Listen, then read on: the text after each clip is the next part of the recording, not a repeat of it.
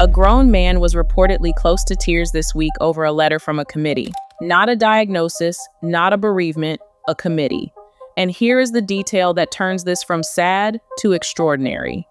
The letter arrived after his father, the King of England, had already offered him and his family a fully protected suite of rooms inside Buckingham Palace itself, guarded around the clock by the same apparatus that has kept King Charles safe in London for decades. He was offered the most defended address in Britain, and according to the reporting, it was not enough. Because what Prince Harry wanted was not a safe place to sleep. He wanted a motorcade. Stay with me, because this story has 2 hidden trapdoors, and I am going to open both of them before we are done. The first is a piece of paperwork filed in Harry's own lawsuit by Harry's own side that quietly demolishes the single darkest accusation his camp made this week. And the person who pointed it out is not a critic. He is one of the most sympathetic royal correspondents in the business. The second is a date, a collision on the calendar so strange that even neutral observers are raising an eyebrow, and it involves the exact moment Harry is due to stand up and speak on British soil. Hold both of those. We will cash them in at the end, in order. Now, if you watched my last video, you know how this week began. Days before Harry was set to fly back to the United Kingdom, a confidential security document, prepared and paid for by his own private protection firm, the one on a reported $3 million a year retainer, landed in the hands of ITV News and was broadcast to the world within hours. 6 serious organized threats, 5 of them said to originate in Britain, a mixture of religious and political extremist dangers. The whole file concluding, to nobody's surprise, that the only remedy was for the British state to take over his protection. I took that report apart line by line last time. The provenance problem, the numbers that dissolve into superfans when you touch them, the scariest incident in the file having happened in California rather than Britain, so I will not relitigate it here. If you missed it, it is on the channel, and it is the essential first half of what you are about to watch, because everything in this video is what happened after the leak. And what happened after the leak is honestly one of the fastest and most complete collapses of a public relations campaign I have ever covered. Start with the move almost everyone missed, because it was made quietly, away from the cameras, while the leaked file was hoovering up all the attention. The palace acted. King Charles offered the Sussex family accommodation at a royal residence, widely reported to be Buckingham Palace, rooms that come wrapped inside one of the most heavily protected perimeters in the Western world. Think about what that offer actually is. Armed officers on the gates, police protection built into the very walls, drivers, secure grounds where Archie and Lilibet could play without a single stranger within half a mile. It is, by any sane measure, a complete answer to the question, can my family sleep safely in Britain? And it was also, unmistakably, a father's gesture. A man who has not seen those grandchildren since June of 2022, opening the biggest door he has, the only door that is actually his to open. Because here is the constitutional reality that this entire saga keeps crashing into, and I need you to have it clear in your head before anything else makes sense. The king does not control police protection. He never has. That power belongs to the government committee known as RAVEC. Working with the Home Office, and members of the royal household may sit around that table, but they do not chair it and they do not command it. The king can offer what belongs to him: a residence, a welcome, a protected roof. He cannot order the state to assign armed officers to a private citizen and, make no mistake, by his own choice, announced to the world in 2020, a private citizen is what Harry now is. So the offer of the palace was not a half measure or a snub. It was the literal maximum of what a father in a constitutional monarchy has the power to give. Run the offer through your own life for a second, because ordinary scale is the best detector of nonsense. Imagine you fear for your family's safety on a trip, and a relative responds by handing you the keys to the single most guarded compound in the country. Walls, gates, armed professionals, secure vehicles, the works, free of charge, for as long as you need it. Would you describe yourself to journalists as abandoned? would the people you briefed describe you as devastated? Or would you say thank you, move your children inside those walls, and sleep better than you have in years? There is only one circumstance in which that offer reads as a defeat, and it is if the trip was never really about the sleeping arrangements at all. And Harry's camp treated it as an insult, because what he wanted, what this entire 6-year campaign has always been aimed at, is the tier above, full-time police protection. Armed officers assigned to his person, a motorcade sweeping him around the country wherever he chooses to go.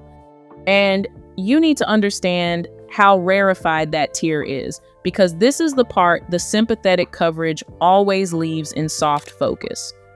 That level of protection is reserved essentially for the sovereign and the direct line of succession. Princess Anne does not get a standing motorcade for private travel. The Edinburghs do not. The Gloucesters do not. Working members of the royal family, people carrying out engagements for the crown week in and week out, operate with proportionate arrangements and, for much of their lives, the same thing everyone else gets, which is a liaison number and a system that watches quietly from a distance. Harry, a non-working royal, resident of Montecito, California, was demanding a package that outranks the protection given to the anointed Princess Royal of the United Kingdom. When you frame the demand honestly like that, the committee's answer stops looking cold and starts looking inevitable. But the answer still had to be delivered, and the reporting on what happened when it arrived is where this week tipped from dispute into drama.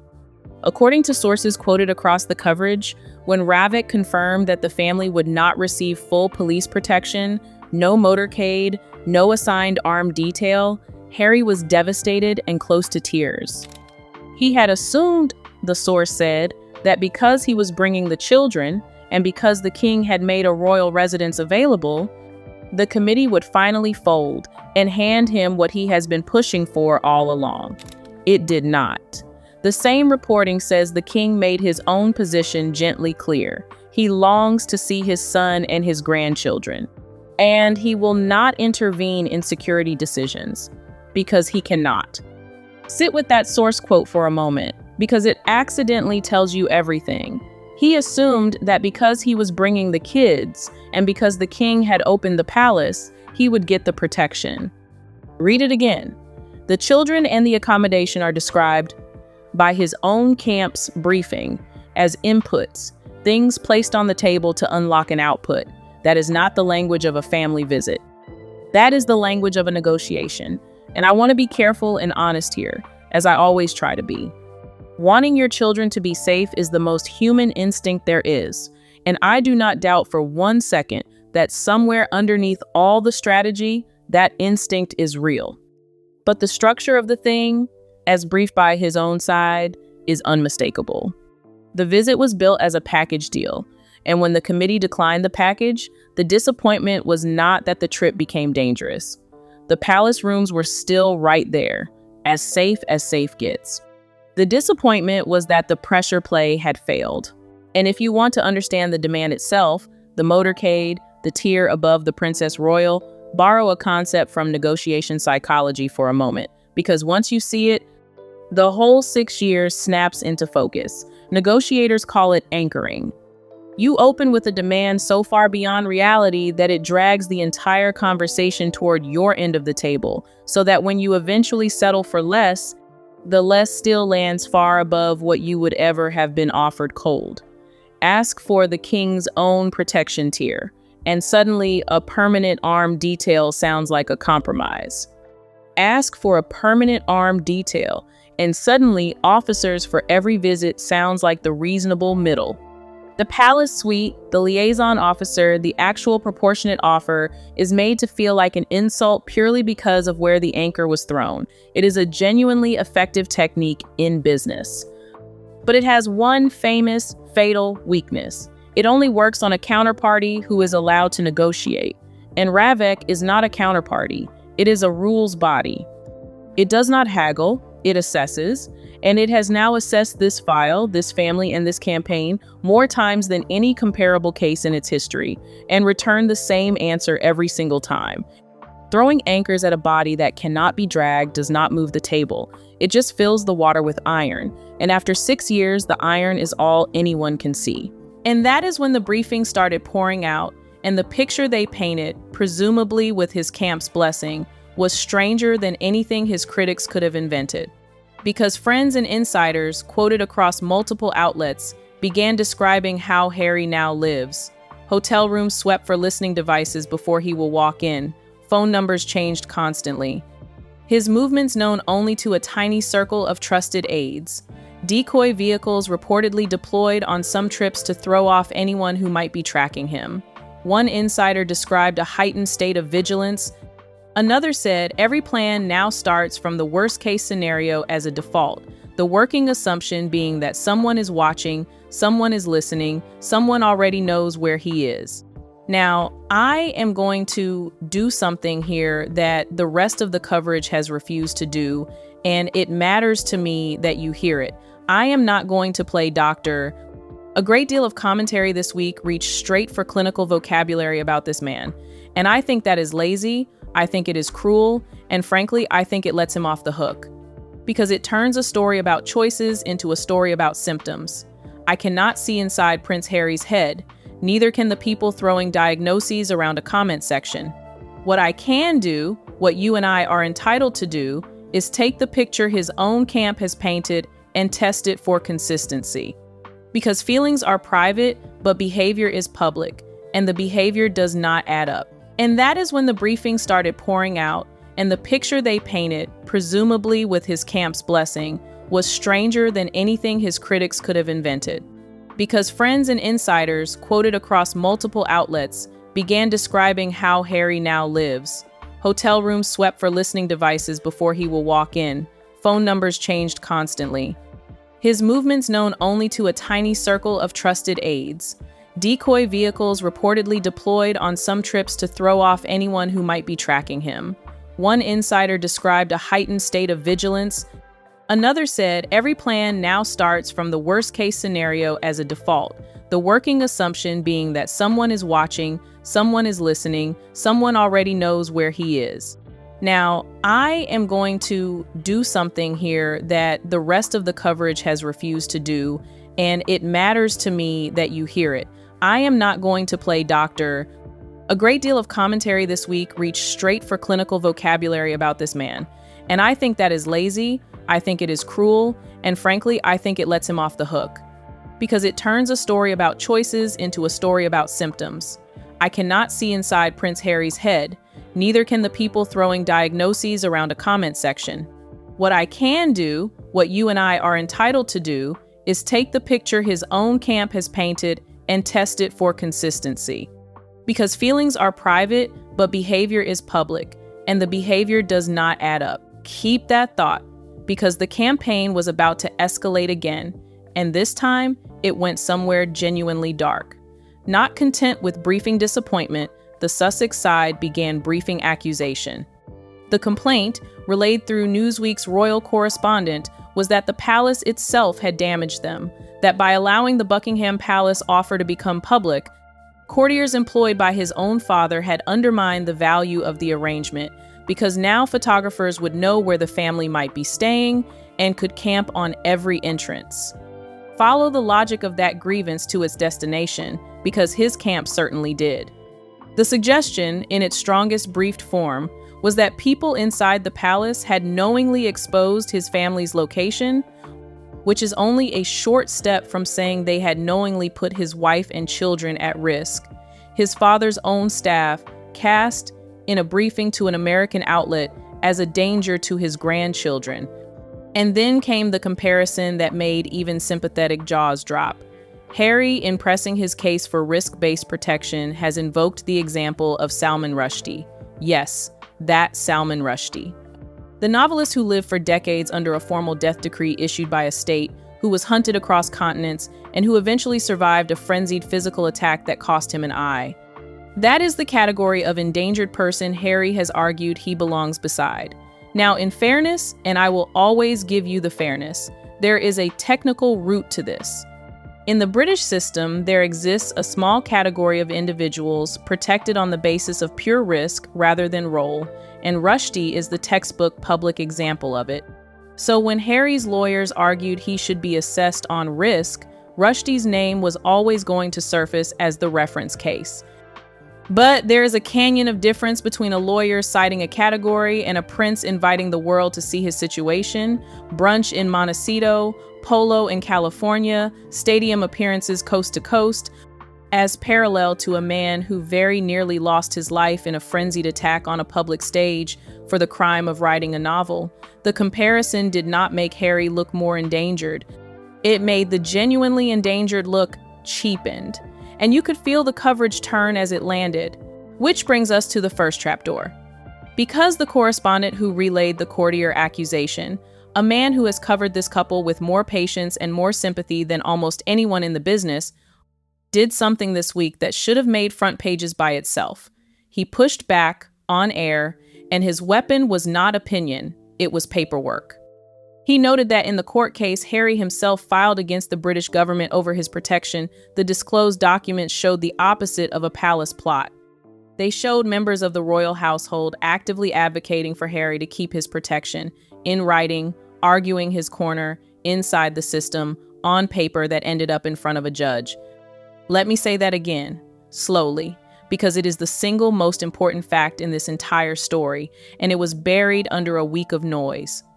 The written record, produced through Harry's own lawsuit, shows his family's household arguing for his protection, not against it. The conspiracy his camp has spent years implying, the whisper that courtiers around his father and brother secretly engineered his downgrade, is contradicted by the evidence his own legal action dragged into the light. He sued to prove a plot, and the discovery process turned up advocacy instead. There are own goals, and then there is scoring against yourself with a document you paid the lawyers to obtain. That is trapdoor number one, and notice who fell through it. Not Harry's enemies, his story did. When the friendliest reporter on the beat is the one holding up your own court papers against you, the campaign is not being attacked anymore. It is being fact-checked. And an operation that cannot survive fact-checking by its friends is an operation in its final act. But before we get to how this act ends, there are two more players we have to deal with honestly, because the strangest reporting of the week was not about Harry at all. It was about the woman who was not on the plane manifest, and a gift she sent to Los Angeles. Because while Harry's week was consumed by committees and briefings, Meghan Markle's week, according to the reporting, was pointed in a completely different direction. Word emerged of a warm public reconnection with Kris Jenner, a visible gift, acknowledged online almost instantly, the kind of gesture that in Hollywood functions less like friendship and more like a press release. And say what you like about Kris Jenner, she understands fame better than almost any living person. When you send her a public token and she publicly receives it, you are not exchanging pleasantries. You are exchanging positioning, a signal legible to everyone in that industry that says, I still belong in this room. Now hold the two halves of this marriage's week side by side, because the geometry is startling.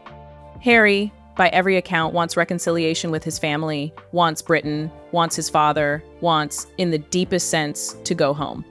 And in the very week he is fighting badly for that bridge back to Windsor, his wife is publicly reinforcing a different bridge entirely, the one that leads to Los Angeles, to cameras, to brand deals, to the celebrity machinery that made his family wary in the first place. One bridge points east and one points west, and a couple cannot walk both directions forever. Some commentators went further, and I pass this along strictly as their speculation, clearly labeled, because it cannot be verified from the outside. They floated that the fear itself serves a purpose in that household, that a husband who believes the outside world is dangerous is a husband who stays close, and that calming his fears has never visibly been part of the program. I do not know that. You do not know that. But I will observe the one related fact that is on the record from years of coverage, which is that in all the documentaries, all the interviews, all the briefed articles, you can find abundant examples of this couple describing threats. And you will search a long time for a single example of her telling the world, or apparently telling him, that a threat was overblown and everything would be fine. The reassurance deficit is real, whatever its cause. And there were fresh conflicting reports by the end of the week that Meghan may not be coming at all and may not be bringing the children, which, if it holds, converts the entire family homecoming into something much smaller and much lonelier. And the children are where this stops being chess and starts being sad, so let us handle it plainly.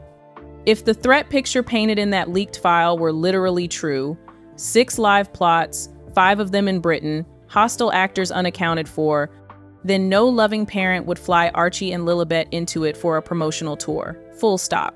And no volume of officers would change that calculus, because no protection on Earth deletes risk, it only manages it. So the announced plan to bring them permits, as I said in the last video, only 2 honest readings, and this week's events sharpened both. Either the plan to bring them was never quite real, a card placed face up on the table to raise the emotional stakes for a grandfather who has not held those children in 4 years, or the plan was real precisely because, in his heart of hearts, he knows the file overstates the danger. His own briefed reaction points the same way. When the protection was refused, the reported response was devastation at the decision, not a swift, relieved cancellation to get the children out of harm's way. You grieve a lost bargaining position. You do not grieve escaping a danger zone. And there was one more plan in the reporting that made observers wince, the suggestion that Harry hopes to visit Althorpe, the Spencer family estate where Princess Diana rests, to show the children their grandmother's grave and that cameras might come too. I will let you sit with the idea of that place, of all places, appearing in the same sentence as the word cameras. And I will simply note that some doors, once you bring a crew through them, never quite close again. Follow the money one more time too, because the money has been the quiet narrator of this entire series, and it did not go silent this week. The private protection bill remains that reported $3 million a year, every year in perpetuity. The prize remains what it has always been, the permanent, worldwide, state-funded protection that attaches to protected status, and that in practice is almost never revoked, the arrangement that former prime ministers enjoy for life. And into that picture dropped one more briefing, this time to the New York Post, that was so strange I had to read it twice. A source described how, if the family travels, they will not fly private, but will bring their own bodyguards, and then added, and this is the part that stopped me, that they know it will make the biggest spectacle, that they want photos of them being royal, their own briefing, the biggest spectacle, photos of them being royal. For 6 years, the public story has been that this family wants privacy and safety, and here is a friendly source explaining, in print, that the security operation itself is being staged for maximum visibility. Protection as production design, a threat narrative with a costume department. I have covered this family a long time, and I have never seen the quiet part said quite that loudly. Do the arithmetic on that prize once more, because numbers in words land differently when you slow them down. $3 million a year carried for a decade is $30 million spent on protection alone. Carried across the 30-year horizon that protected status effectively runs for former prime ministers, it is $90 million. A number that size is not a security budget. It is a second fortune, draining silently out the back door of the first one, and no jam brand, no polo documentary, no podcast season refills it. Transferring it to the British taxpayer is not one prize among several in this campaign. Financially speaking, it is the whole board. So how did the public actually receive all of this? Because that is the part of the week that I think historians of this family will come back to. Not the file, not the committee letter, but the reaction. And I want to describe it carefully because the easy version of this section, the version half the channels covering this story have already recorded, is to read out the cruelest comments and laugh. I am not going to do that. And I want to tell you why. Because the truth underneath the cruelty is actually far more devastating than the cruelty itself. Here is what happened, plainly. The comment sections turned, not divided, turned. Across video after video, outlet after outlet, Thousands of separate viewers who have never spoken to each other converged independently on open mockery and on blunt, unsolicited verdicts about Harry's state of mind. And those comments were not fringe replies with 3 likes. They were routinely the most approved comments on the entire page, hundreds upon hundreds of approvals apiece. Commentators who are paid to stay measured on camera stopped staying measured. Even voices who have defended him for years reached for language you could never have imagined attaching to this man a decade ago. I am not going to repeat the specific words, because I do not diagnose people from a desk, and neither should a comment section, and because a pile-on tells you more about the crowd than the man. But I am going to tell you what the pile-on means strategically, because that is where the real story is. Sympathy is the entire currency of Harry's public position. Think about it. He has no constitutional role anymore, no duties, no institutional platform. Every deal, every documentary, every memoir, every security campaign has been financed ultimately by one asset: the public's willingness to see him as the wounded prince, the boy who walked behind the coffin, the man more sinned against than sinning. That asset is what made Netflix pay. It is what made the memoir a phenomenon, and it is the only conceivable force that could ever have pressured a government committee into bending its own rules for him. This week, at the exact moment he needed that asset most, with the visit days away and the protection question at its climax, he discovered the account was empty. The leaked file was meant to summon protectiveness, and it summoned ridicule. The brief tears were meant to summon compassion, and they summoned punchlines. When a man says, "I am in danger," and a nation, in effect, answers with a raised eyebrow, the campaign is not merely losing. It is over, and it ended not because his critics beat him, but because the audience stopped buying, and no committee on earth is moved by a performance the public has already walked out of. And there is one more layer here, the gentlest one, and I want to give it its full weight, because it is the closest thing this grim week produced to actual humanity. Buried inside all those briefings from friends and insiders, beneath the decoy cars and the swept rooms, the quotes kept ending the same way. Those close to him, the article said, simply want Harry to find peace. They hope he can let his guard down before the fear takes over completely. Read those lines again and notice what they are not. They are not defenses of the campaign. They are not endorsements of the threat file. They are the words of people watching someone they love live in a state of siege, much of it, by every visible measure, self-built, and wishing he could put it down. His fiercest critics and his closest friends, without meaning to, arrived this week at almost the same place. The critics say the fear does not add up. The friends say the fear is eating him alive. Both can be true at once, and if they are, then the real tragedy of this week is not that a committee said no. It is that the palace rooms, the guarded walls, the grandfather waiting inside them were the peace, sitting right there, pre-approved, keys in the door, and the campaign could not allow itself to simply say yes and walk in. Step back and count the constituencies this single week managed to alienate, because I do not think any 7 days in this entire saga has burned so much, so fast, across so many fronts at once. The government committee, publicly second-guessed by a leaked file aimed at its own deliberations. The palace staff, briefed against by name of function, accused in an American outlet of endangering children they have spent careers protecting.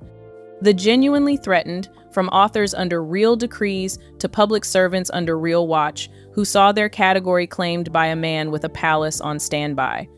The press, handed a confidential document by a camp that sues the press. The charities attached to the visit, left planning around a family that may or may not appear. And the public asked one more time for sympathy, one more time, always one more time. In the same month, they watched a recovering princess climb 3 mountains for other cancer patients without issuing a single press release. Each of those constituencies, on its own, can be won back with time. All of them at once, in 1 week, days before you land, asking the country for the most expensive favor in its gift is not a rough news cycle. It is a bridge burning itself from both ends while the man in the middle briefs reporters about the smoke. Because remember, this is the same man who told the world in that extraordinary BBC interview after losing his court appeal that he wanted reconciliation with his father, and in the very same breath, accused his father of standing in the way, of needing to step aside, of bearing responsibility for the blocked assessment. An interview so one-sided in its handling that the broadcaster itself later had to apologize for the absence of pushback. That is the pattern, repeated now for years, and this week was its purest expression yet.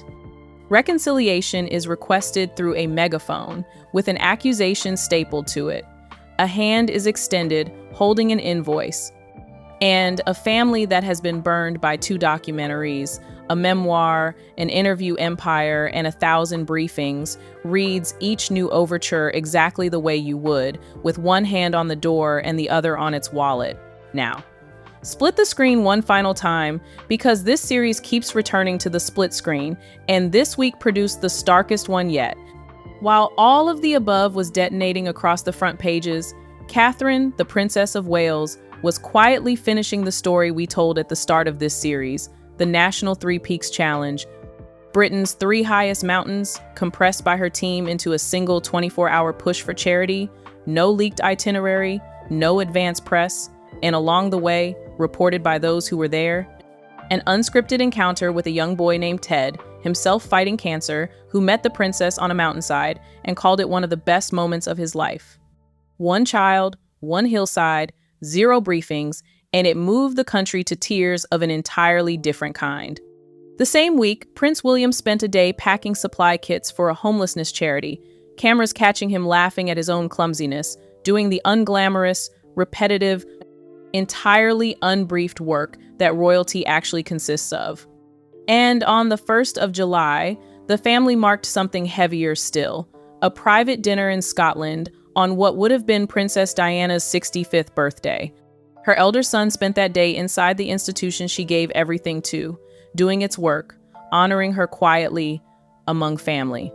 Her younger son spent it an ocean away in Montecito, at the center of a story about leaked files, refused motorcades, and brief tears. I do not say that with relish. I say it because the contrast is the story, and has been for 6 years. 2 boys walked behind that coffin. Only one of them ever found his way home, which leaves the second trapdoor, the one on the calendar, and I saved it for last because it reframes the entire week. Harry's long-running legal war with a major British newspaper group, one of the marathon cases that has ground through the courts for years, is reaching its verdict. And the timing of that verdict's public release has landed, according to those tracking the schedule, at the exact moment Harry is due to deliver his first public speech back on British soil. The exact moment.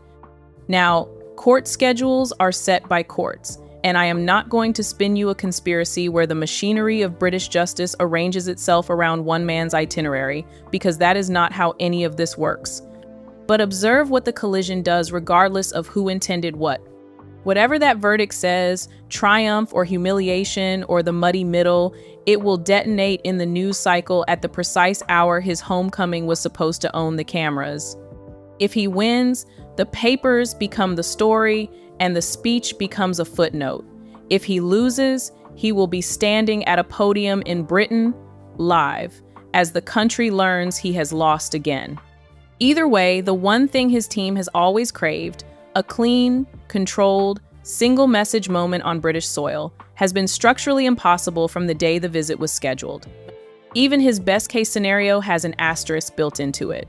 A lot of people watching closely are not buying the word coincidence, and while I will not join them all the way, I will say this. For a man who believes the universe of British institutions is arrayed against him, the calendar this month is confirming his darkest suspicions for him, free of charge. So let us build the final ledger, because this series has always ended with the accounts, and this week's accounts are brutal in their symmetry. Write 2 columns. In the first column, what was offered. A protected suite inside Buckingham Palace, the most defended civilian address in the kingdom. Round the clock, security within its walls, drivers. A grandfather undergoing treatment, by every report in genuinely improving health and genuinely hopeful, waiting to meet grandchildren he has not embraced in 4 years. a liaison officer's direct line for everything beyond the gates. And the quiet, standing option that has existed all along. The unannounced private visit, the Balmoral route, no cameras, no crowds, no risk profile at all. In the second column, what was demanded? A motorcade. Armed officers assigned full time to a private resident of California. A protection tier outranking the Princess Royal. Permanent status, worldwide, in perpetuity, at public expense. Now look at the two columns and answer honestly. If safety were the goal, which column delivers it? The first one, completely. Instantly. It is not close. The first column is safety. The second column is standing. And a man who rejects guaranteed safety because it arrives without standing has told you more clearly than any leaked file ever could which of the two he was actually negotiating for. Time to close every loop. In order, as always. Trapdoor 1, the paperwork. The darkest accusation of the week, that courtiers around his own father exposed his family and work against his protection, was answered not by a palace statement, but by disclosure from Harry's own lawsuit. Highlighted by the friendliest correspondent on the beat, showing household members advocating in writing for him to keep his protection. The plot his campaign needs you to believe in is contradicted by evidence his own lawyers surfaced. When your conspiracy is debunked by your own discovery bundle, there is nowhere left for the story to go. Trapdoor 2, the calendar. His first speech back in Britain collides, to the hour, with the public release of his newspaper verdict, which means the homecoming was never going to be the controlled triumph it was designed as. The week that was supposed to force Britain to finally take his danger seriously ends with Britain unable to take him seriously, and that sentence, I suspect, will follow this visit whatever happens at the arrival's gate.